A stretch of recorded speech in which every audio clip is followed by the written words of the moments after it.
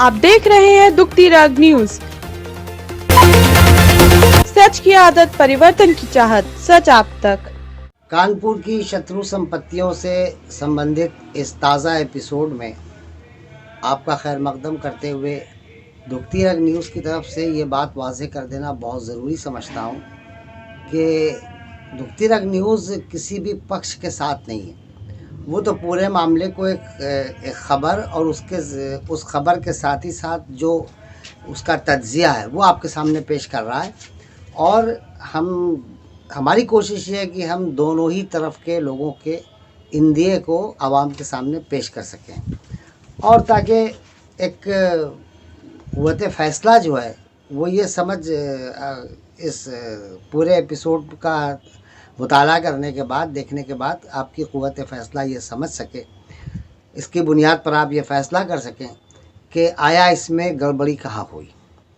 पहली बात तो ये समझिए कि पुरानी कहावत है, ज़र, ज़मीन और ज़न। दुनिया में तमाम तनाज़ात के पीछे ये तीन वजूहात होती हैं, और इसमें ज़मीन है और ज़मीन से वाबस्ता ज़र है, और ये ज़मीन और ज़र जो है इसी की बुनियाद के ऊपर सब कहानी घूम रही है। दरअसल हुआ क्या कि जब 1980 के बाद जब कानपुर में प्रॉपर्टीज़ की कीमतें बढ़ने लगीं और 90 और 92 के फसाद हुए, उसके बाद जो एक तरह से हिंदू मुसलमानों की आबादी का लगभग तबादला होना शुरू हुआ, तो उस वक्त उसी दौरान नंदलाल जायसवाल और अखिलेश दुबे ने नवाब दूल्हा के परमट पर वाक़े बशीर साहब का जो बंगला था, उसका हलीम साहब का, जो उन्होंने अपनी एक पुरफ़ज़ा मकाम पर कभी कभी वक्त गुजारने के लिए बनाया था, और बाद में उनके गैर मनकूहा बीवी से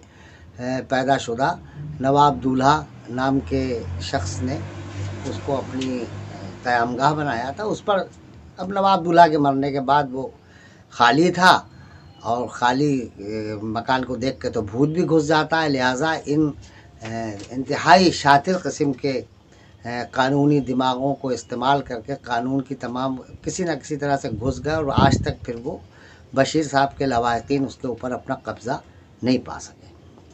ये खुली हुई लूट थी, और प्रशासन चाहता तो उस वक्त एक्शन लेकर के इन लोगों से उनकी जायदाद को बशीर साहब को वापस करा सकता था, क्योंकि लेकिन महमूद हलीम साहब को, मसूद हलीम साहब को, शाहिद हलीम साहब को, लेकिन प्रशासन ने आँख मूंद ली। अब उसकी क्या सबब है और उसके पीछे क्या अवामिल है, उस पर बात करना इसलिए बेकार है कि अब उस पर बात कर भी लें तो नतीजा कुछ हासिल नहीं होने वाला। लेकिन बात ये करना है कि ये ज़र ज़मीन के चक्कर में अब आप देखिए इसमें बेनिफिशियरी सबसे बड़ा कौन हो रहा है। शाहिद बात है, इसमें नंबर 1 पर तो आते हैं शाहिद हलीम, मसूद हलीम या शाहिद हलीम, जिनके नाम यहाँ की 13 प्रॉपर्टीज़ थी। 12 प्रॉपर्टीज़ महमूद हलीम साहब के नाम गई। खैर उन्होंने उनके जो दामाद थे तारिक इब्राहिम साहब, उन्होंने वो तमाम जायदादें अपना बेच कर पूरी ज़िंदगी, उन्होंने कुछ किया तो नहीं, ज़िंदगी भर यही जायदादें बेच बाच के खाते रहे। 1990 के बाद और 2000 से पहले दरमियानी वक्फे में महमूद हलीम साहब इस दुनिया से तशरीफ़ ले गए। अब उन जायदादों के साथ ही साथ अब यहाँ पे ड्रामेबाजी शुरू हुई पावर ऑफ अटॉर्नी की और ज़बानी हिबेनामे की। ज़बानी हिबानामा वो होता है जिसमें कोई शख्स अपनी प्रॉपर्टी को, अपनी मूवेबल इमूवेबल प्रॉपर्टी को किसी शख्स को जिससे उसकी क़ुर्बत हो या जो उसका खूनी रिश्तेदार हो उसके नाम मुंतकिल करता है, और उसको कानूनी वैधता हासिल होती है, जायज़ माना जाता है।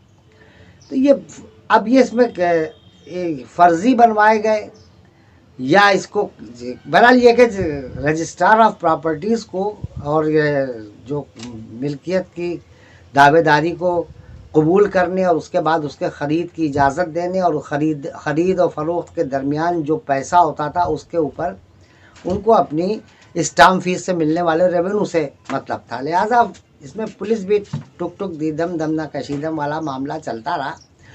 लेकिन जब वो बाद में 2001 के बाद जब कैसर जहाँ से जब ये मामला शुरू हुआ बिल्डरों का और इनके फ़र्ज़ी हिबानामे और क्या नाम है पावर ऑफ अटॉर्नी का। तो उसके बाद ये तमाम मामला लिखत पढ़त में आया और ministry of home affairs, government of India, commissionerate of custodian Bombay और सारे जो वाबस्ता इदारे हैं जो शत्रु संपत्ति के, वो सब वहाँ की लिखा पढ़ी हुई है। उसके बाद ये मामला गरमाया।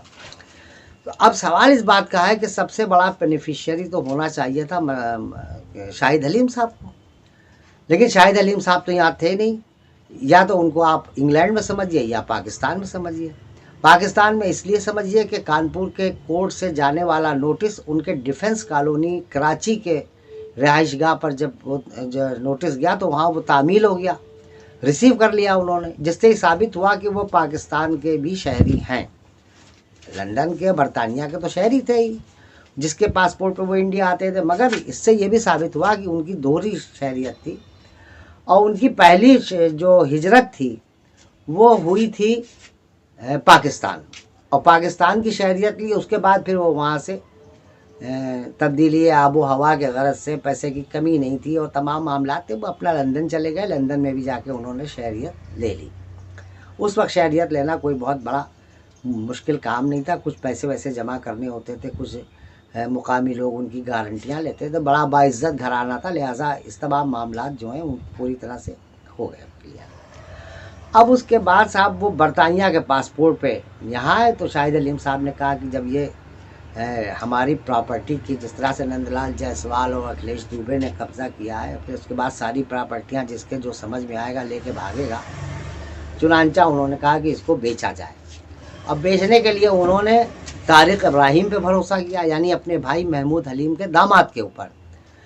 तारिक इब्राहिम जो थे वो तो साहब इसके इंतज़ार ही कर रहे थे कि आओ भाई आओ, फातिहा पढ़ने का मौका मिले हलवाई की दुकान पे। चुनांचा उन्होंने अपना इस तरह तमाम काम को फैलाना शुरू कर दिया और वो ताने बाने उन्होंने कानपुर के वकीलों की साठगांठ से बुनना शुरू कर दिए।